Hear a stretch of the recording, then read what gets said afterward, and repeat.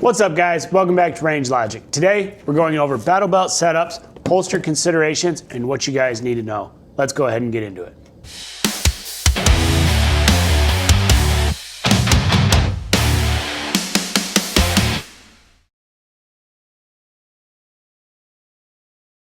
So first things first, this being my setup, I've been running this for a little more than a year now, pretty heavily. I kind of adjusted it as I went a little bit and got to where I am now. So we're gonna work our way from left to right on this, or right to left, depending on how you're looking at it, whatever. But we're gonna start this side. So this is my left-hand side of my belt. We have S-Tac Kiwi mag pouches. We have 3 pistol pouches, followed by 1 rifle pouch. These are the belt loop style. So they have belt loops holding them on.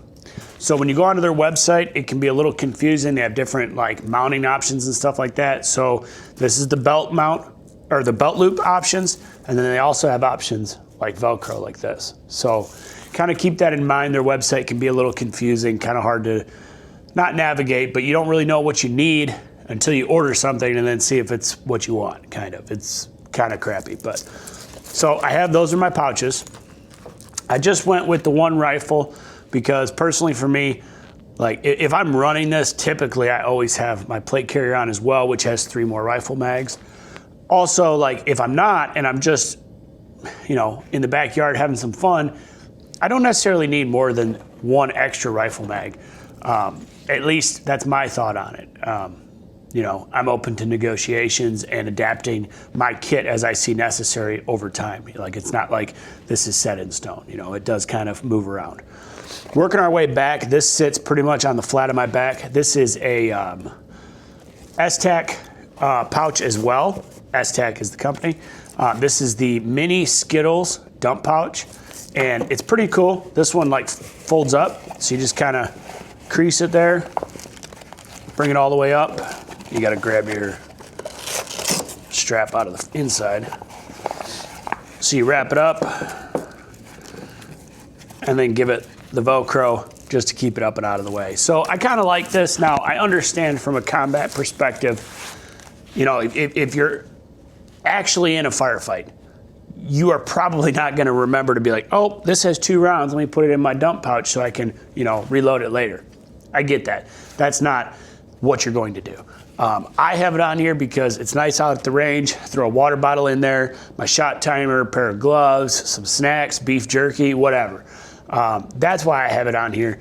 I think now if you were like hiking and you were having to go somewhere, like, you know, zombie apocalypse, and you got to walk into town to go get gas, that'd probably be handy. You know, if you're picking up magazines along the way, you could set them in there. But regardless, that's kind of why I have mine on there. I know some people are against them, some people are for them. I find this one really nice. It does hold, I believe, 4 full PMags. You can kind of stack them in there sideways.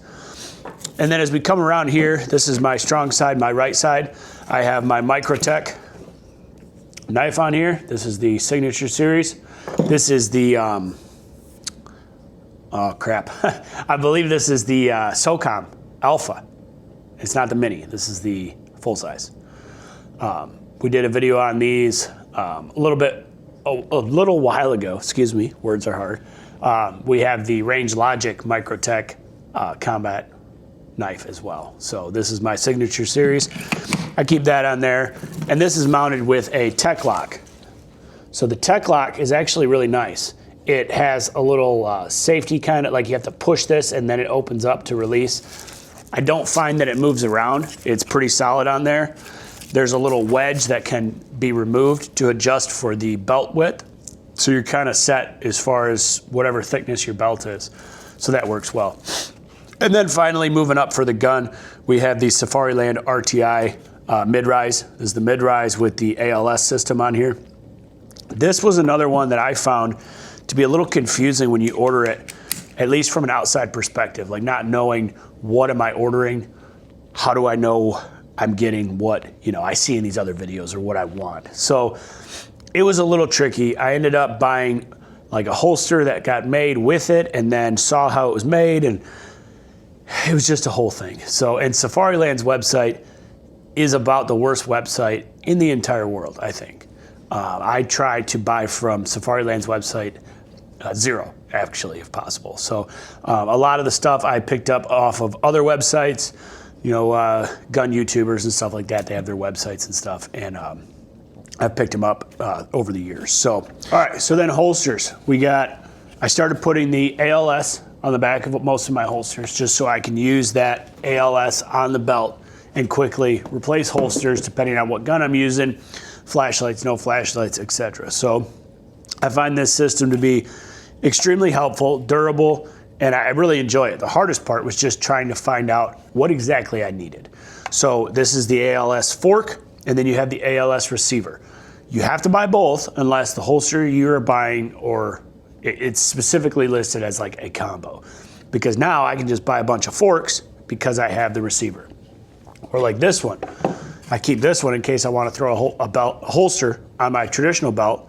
I just have another UBL mid-ride with the receiver on there. So the way these work, the forks and the receiver just married together. They slide down, and that's it. They lock in, and as soon as they get through, they pop out of the little side here, and then they're locked in. So now this isn't going anywhere.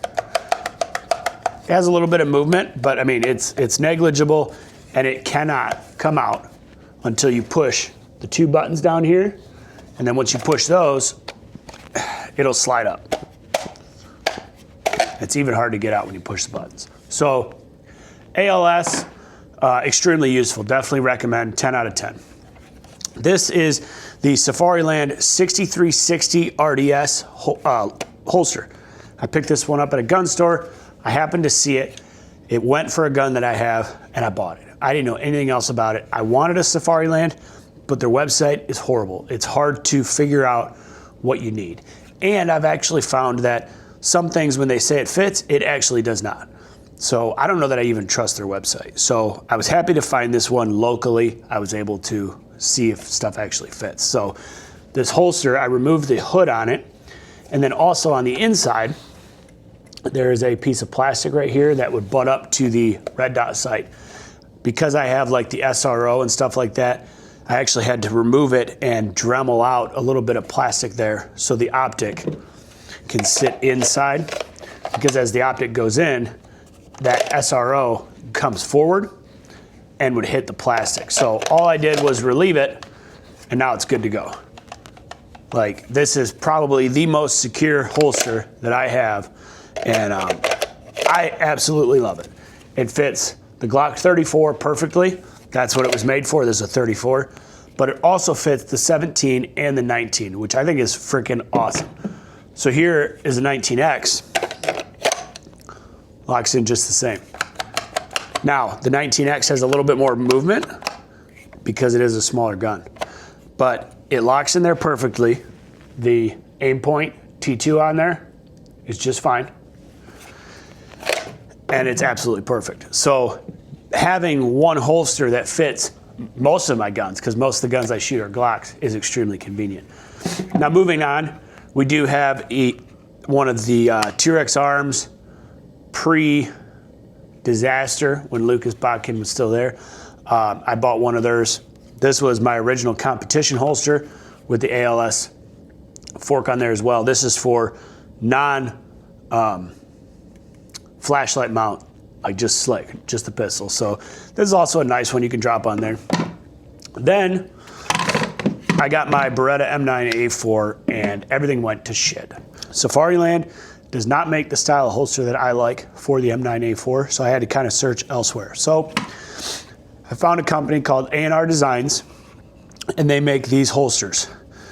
Also comes with the ALS fork. This is your release. Nice big button right on top. And they make them for the M9A4 with a Surefire X300.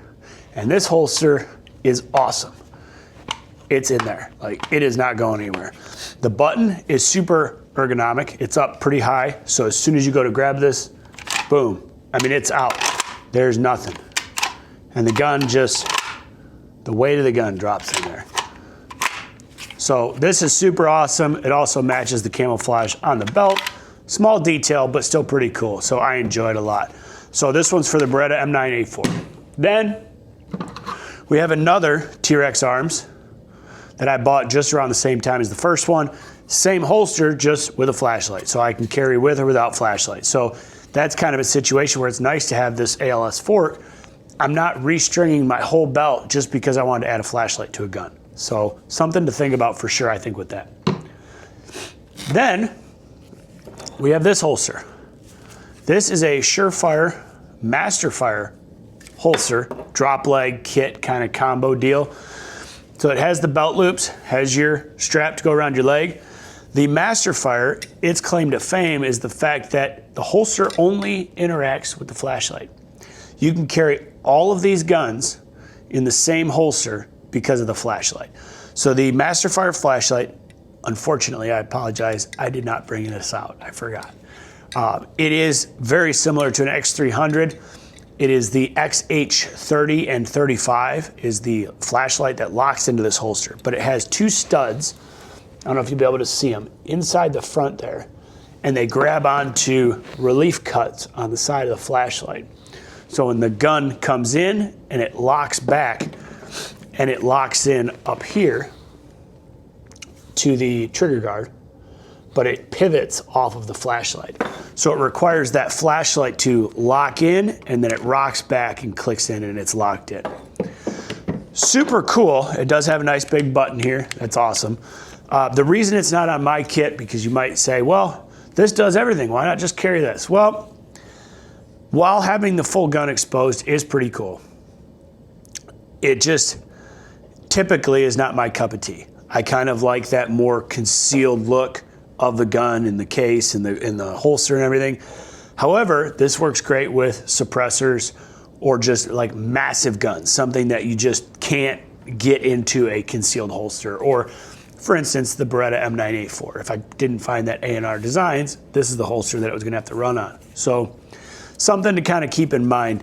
I don't know if these are gonna continue to get made or if another company is gonna kind of pick up this technology, if you will.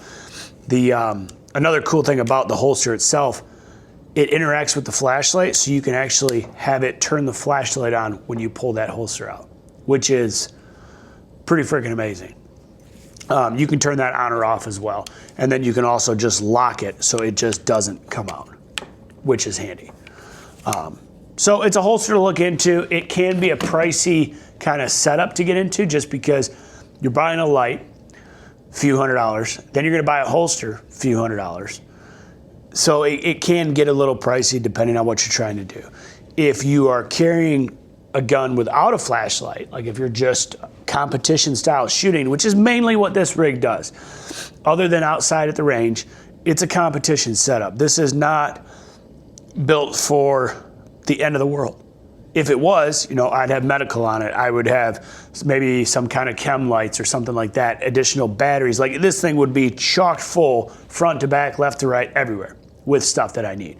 It's not. This is just to have fun at the range, go to competitions. So you have to figure out, what are you building it for? Are you building your belt for competitions, or are you building it for the end of the world? To me, if you're building it for the end of the world, you need something that is kind of a dual purpose, can kind of do a lot of different things.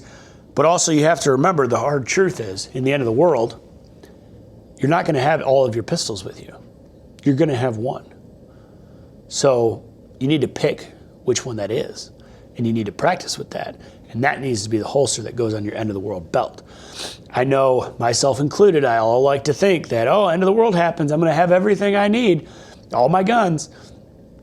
You're probably just gonna have one, because you might have to leave your safe zone, your space. You might have to leave your house and go travel somewhere, and you're not gonna drag a bucket of pistols with you. So, you know, like this holster in the end of the world, a non-flashlight bearing holster, I'll never use this, because at the end of the world, my pistol's gonna have a flashlight, it's gonna have a red dot, and I'm gonna have batteries for it and backups and tools to take the red dot off in case it just breaks, throw it away. You know, I mean, you kind of want to think about those things as you're building your kit up and your gear. And obviously over time, you just start to collect crap that you'll probably never use again. And that's okay. You know, it's one of those, hey, your buddy comes over and he wants to shoot. Hey, go ahead and slap this holster on, you know, so you can practice your draw. You know, it's cool. It's no big deal. But hopefully you guys can use this video as maybe a good stepping stone to get into building a belt setup that works for you guys, and it doesn't always have to look like what you see on Instagram and all these other places and all this full kit and nods and all that. Don't get me wrong, nods would be cool, but it just needs to do what you need it to do. And this belt does just that for me. I'm not sure if I mentioned it now that we're this far along. This is a Ronin senshi belt. Ronin Tactics made this belt. It is super cool. So it has the load-bearing D-ring here. You can unvelcro this and then flip your D-ring out here, supposedly to repel. Now, maybe in an emergency, yes. The Cobra buckle itself gives you all the cool stats on the face of it. Like this one is rated at 22 kilonewtons if you were to pull the belt against itself, kind of like that, you know? So extremely durable and long lasting. The adjustment is easy, quick and easy and all that. The outside of the belt, if I can find an exposed section, so this is molly webbing on the top. So not only can you just loop stuff around the belt with Velcro or belt loops, but you can also just attach to that outer skin with anything that's molly rated. So that makes it kind of nice, interchangeable. And then obviously you can run it with any liner belt. So this is my liner belt. I just bought it when I got the belt, but it's an 1.5 inch Ronin Velcro. I did get the 2-inch because the belt is 2 inches. So I got 2 different liner belts depending on which pants I'm wearing. If I'm wearing more of a commercial style jeans, they don't have 2-inch belt loops on them. So I just wear this one. But if I'm wearing like old BDUs or something, I can use a 2-inch belt and it gives you that little bit more stability. Is it actually more stability or is it just all in our minds? I don't know. That's kind of up for you guys to decide. So that's kind of where I'm at with my belt setup. It's an evolving process. It continues to move along and it's never ending. You're gonna get it built and then you're gonna go, ooh, I wanna put this on it. Ooh, I wanna put this on it. So it changes. And the amount of stuff you can put on your belt, unfortunately, is dictated by the size of your waist. I'm a pretty skinny guy. I have a pretty small belt. Unfortunately, that means space is limited. So, you know, the bigger the belt you got, yeah, you can put 45 frag grenades on the back of it if it's big enough. So, you know, get out there, get a belt, play around with it, grab some mag holders, a couple holsters, and just start fooling around with it. Adding stuff, going to the range, shooting, and see what you like. That's the best thing you could do is just test out gear. Get a hold of somebody. Maybe somebody you know has a bunch of holsters and you can just borrow one for a couple weeks, see if you like it. You know, holsters aren't cheap. None of this is cheap. So the more you can save money in certain places, then you get more money for your ammunition. So keep that in mind as you guys are going around. Don't just throw your money at the wall because you think you need something. Do some research on it, talk to some friends, hit me with a comment, ask me some questions. I'll be more than happy to answer your questions the best of my ability. I read and respond to every comment you guys leave. So if you have comments about or questions about anything on this table, let me know and I will get back with you as soon as I possibly can. And I hope this was a little bit insightful and kind of can get you guys into a situation where you guys can start building your own belts. I'm gonna do my best to link all of the websites for these products down below, except TRX Arms. I will not do that. Do not buy from them anymore.